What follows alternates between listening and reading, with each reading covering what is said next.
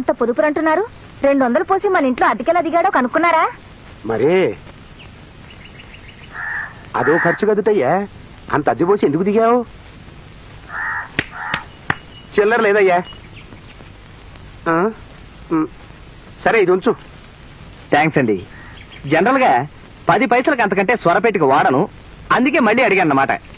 ఇకపోతే మీ ఇంట్లోనే అద్దెకి ఎందుకు దిగానంటారా?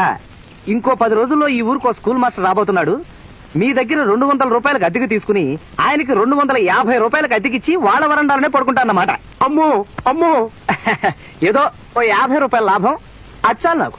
ఇంత పొదుపైన మనిషికి అంత ఖరీదైన బట్టలేమిటో అడిగావనన్నా? క్షమించాలి, నాకున్నది ఇది ఒక్కటే జత. ఇది కూడా నా స్నేహితుడు ఒకడు వాడి పెళ్లికి నాకు ప్రజెంట్ చేశాడు. ఇంటికి వెళ్ళగానే వీటిని విప్పి మడత పెట్టి చాప కింద పెట్టి దాని మీద పడుకుంటూ ఉంటాను. తెల్లారేటప్పటికి ఇస్త్రీ అయిపోతుంది. మరి రాత్రిళ్ళు ఏం బట్టలు వేసుకుంటావయ్యా? ఈ వెధవ దేహాన్ని దాచుకోవడానికి బట్టలే కట్టుకోవాలా చెప్పండి? కొంచెం దగ్గరికి రండి, లేడీస్ వినకూడదు.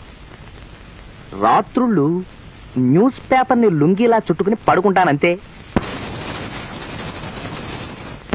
అమ్మా అమ్మా అమ్మా తల్లి అమ్మా. ఏమిటయ్యా గోవిందు, ఏమిటో కంగారు? ఒకసారి లోపలికి రండి తల్లి. దరిద్ర నారాయణ దిక్కుమాలిన అవతారం, పిచ్చినారితనానికి విశ్వరూపం. రండి తల్లి, రండమ్మా, రండి తల్లి. అమ్మా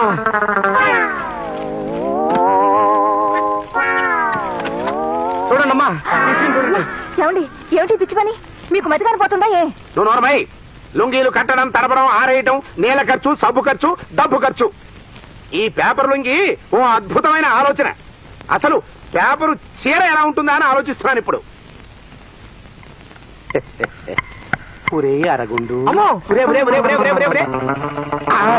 లోపల ఇంకో పేపర్ ఉంది, అది నువ్వు కట్టుకో. గొప్ప సుఖంగా ఉంది. మీ సుఖాన్ని చుంచులెత్తుకుపోను. నా వల్ల కాదు మహాప్రభు, నా వల్ల కాదు. అది చిరగరాని చోట చెయ్యి చెయ్యి చెయ్యి చిరిగి నన్ను ఇబ్బంది పెడుతుంది. నన్ను వదిలేండి మహాప్రభు, వదిలేండి మహాప్రభు. నాకే పెళ్లి చూపులేదు. ఊరుకోమ్మా. అదేమిటమ్మా, అదేమన్నా ఉమ్మాయి జగ్గాయి గారి సంబంధం అనుకుంటున్నావా?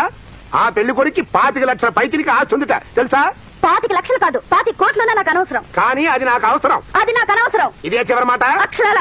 సరే, నీ ఇష్టం వచ్చినట్టు కానివే, కానీ నీ ఇష్టం వచ్చినట్టు కానీ నేను మాత్రం ఏమీ మాట్లాడను. అదేమిటండి?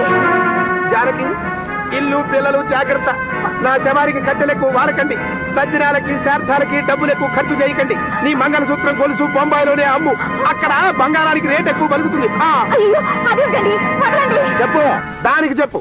ఈ పెళ్లి చూపులు పంపించు, లేకపోతే అంతే. నాకు తద్దినాలు, నీకు తెల్ల చీరలు. అదిగో పెళ్లి వారు వచ్చేస్తున్నారు. దాని పెళ్లి చూపులు పంపించే బాధ్యత నీదే.